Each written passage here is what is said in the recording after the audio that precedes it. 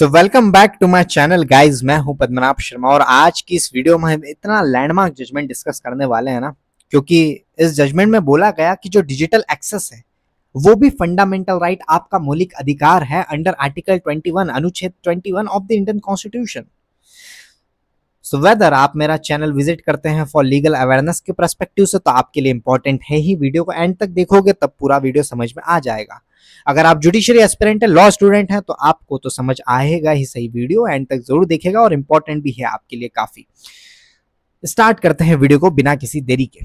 आप सोचिए कि एक इंसान बैंक अकाउंट खोलने जाता है या किसी गवर्नमेंट स्कीम का बेनिफिट लेना चाहता है, लेकिन सिर्फ इसलिए उस व्यक्ति को मना कर दिया जाता है क्योंकि वो सेल्फी नहीं ले सकता, ब्लिंक नहीं कर सकता, या उसका जो चेहरा है वो फेशियल रिकॉग्निशन सॉफ्टवेयर में फिट नहीं हो रहा।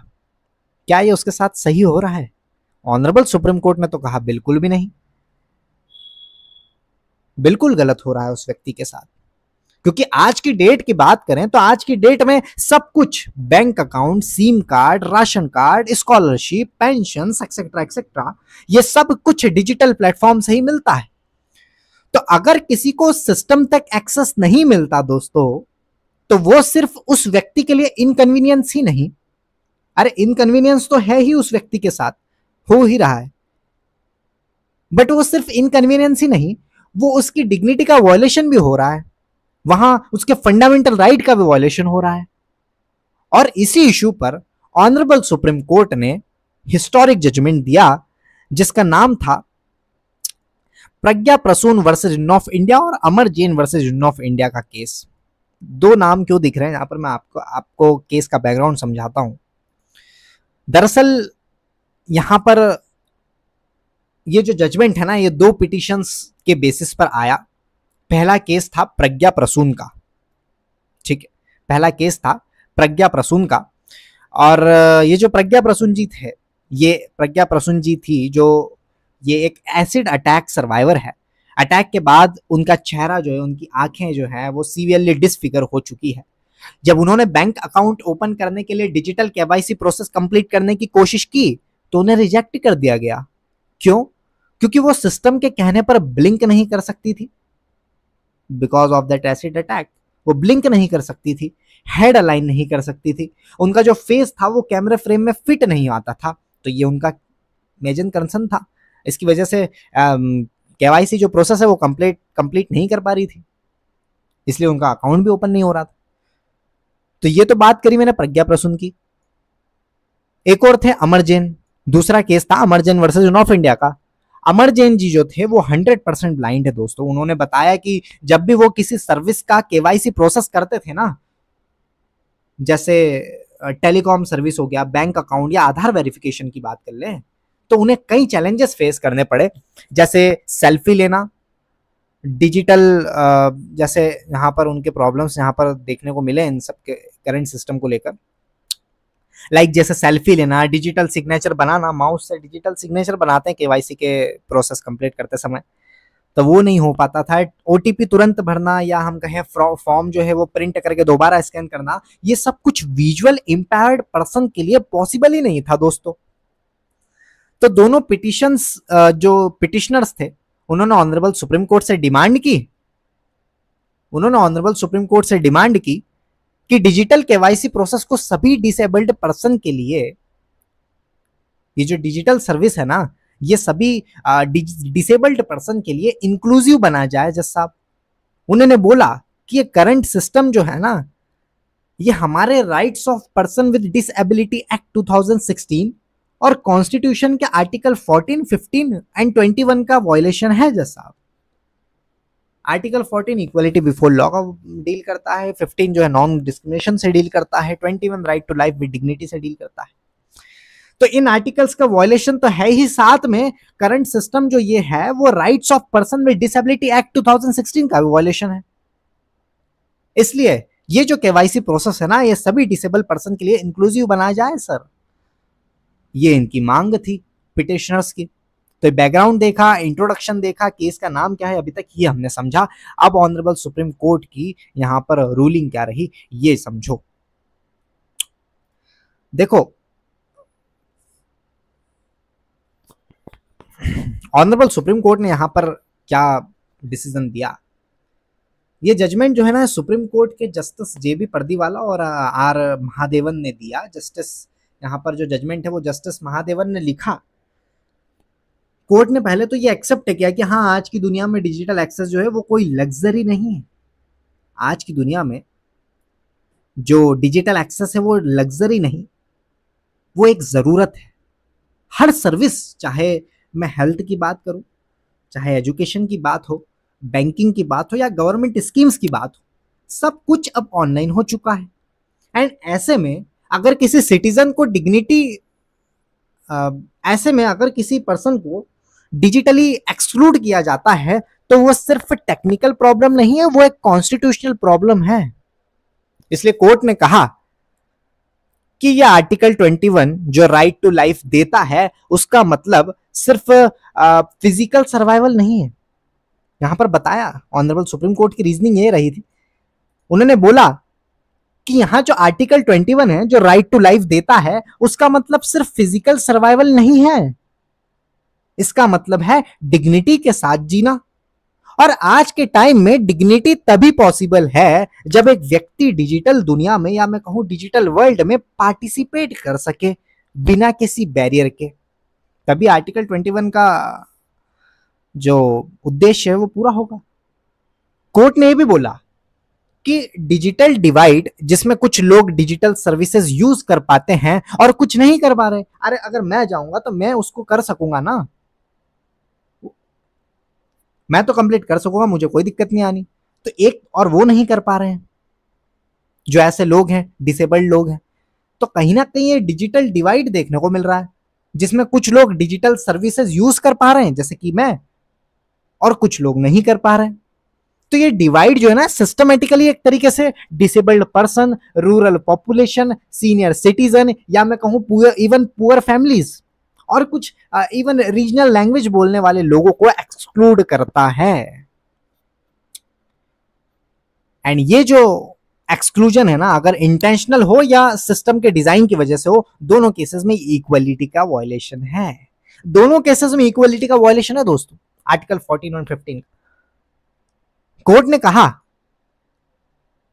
कि सरकार की ड्यूटी है, ये सरकार की ड्यूटी है कि वो ऐसा डिजिटल सिस्टम जो है वो डिजाइन करे जो एक्सेसिबल या मैं कहूं इंक्लूसिव और बैरियर फ्री हो उन लोगों के लिए, जिसमें किसी व्यक्ति की डिसेबिलिटी या बैकग्राउंड उसकी आइडेंटिटी और राइट्स को रोड ब्लॉक ना बन जाए। अरे उसको ऐसा कुछ हुआ, एसिड अटैक हुआ, वो ऐसा बन गया, वो डिसेबल हो गया, सिर्फ उसकी वजह से उसकी आइडेंटिटी और राइट्स का रोड ब्लॉक ना होना चाहिए। उसकी आइडेंटिटी जो है उसकी वजह से जो आइडेंटिटी और जो राइट्स है वो एक तरीके से रुकना नहीं चाहिए, ब्लॉक नहीं होना चाहिए। साथ ही ऑनरेबल सुप्रीम कोर्ट ने यहां पर कहा, जैसे कि मैंने कहा आर्टिकल 14 और 15 साइड किया, सुप्रीम कोर्ट ने कहा कि आर्टिकल 14 कहता है सर कि सभी लोग इक्वल हैं और उन्हें इक्वल प्रोटेक्शन मिलना चाहिए।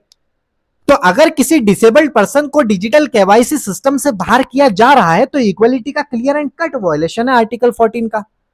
आर्टिकल 15 की बात करें तो आर्टिकल 15 भी कहता है कि स्टेट जो है वो किसी भी सिटीजन के साथ उसकी डिसेबिलिटी के बेसिस पर, उसकी डिसेबिलिटी के बेसिस पर डिस्क्रिमिनेशन नहीं कर सकती।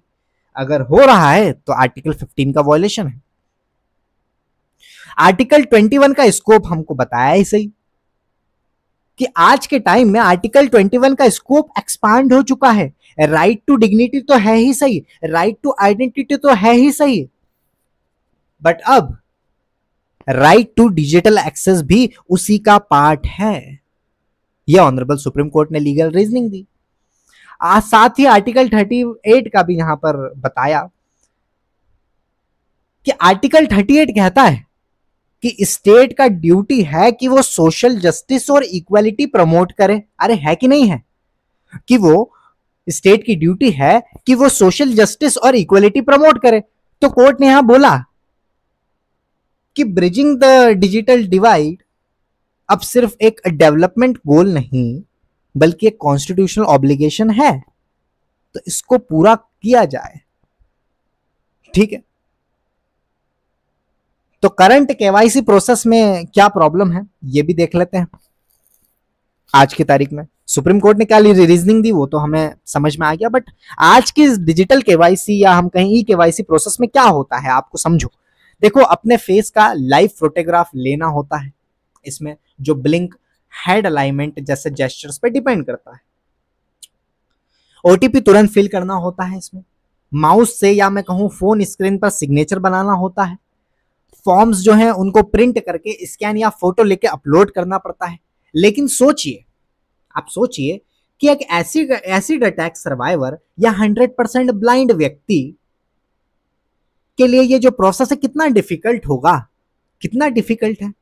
उनका फेस डिसफिगर्ड होने की वजह से फेशियल रिकॉग्निशन फेल हो जाता है। ब्लाइंड व्यक्ति सिग्नेचर कैसे बनाए, ओटीपी कैसे भर पाए बिना स्क्रीन रीडर के सपोर्ट के? यही क्वेश्चंस जो है ना कोर्ट के सामने थे। तो कोर्ट ने क्लियर कहा कि जो लोग डिसफिगरमेंट या विजुअल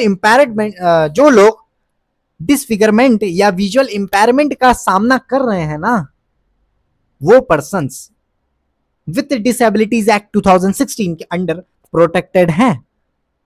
एंड इस एक्ट के मुताबिक उन्हें रीजनेबल अकोमोडेशन और एक्सेसिबल सिस्टम मिलना चाहिए।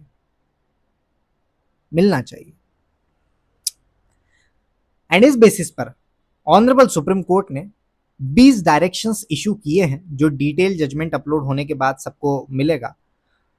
फिलहाल ब्रॉडली अगर देखें उन डायरेक्शंस का मतलब यही है कि डिजिटल केवाईसी सिस्टम को एक्सेसिबल बनाया जाए, लाइव फोटोग्राफ जो हैं उनके लिए अल्टरनेटिव मेथड्स प्रोवाइड किए जाएं, जैसे वीडियो कॉल हो गया with human support, voice verification हो गया, फिंगरप्रिंट हो गया, Aadhaar based OTP with screen reader access हो गया। साथ ही में जो भी गवर्नमेंट पोर्टल्स है, यहां बोला गया that all portals must be screen reader friendly and inclusive for all users. ठीक है, यानी कि जो गवर्नमेंट पोर्टल्स हैं, फिनटेक सर्विसेज और लर्निंग प्लेटफॉर्म्स को यूनिवर्सली एक्सेसिबल बनाया जाए, जिसमें स्क्रीन रीडर कंपैटिबिलिटी हो, रीजनल लैंग्वेज हो और स्लो इंटरनेट कंपैटिबिलिटी भी हो।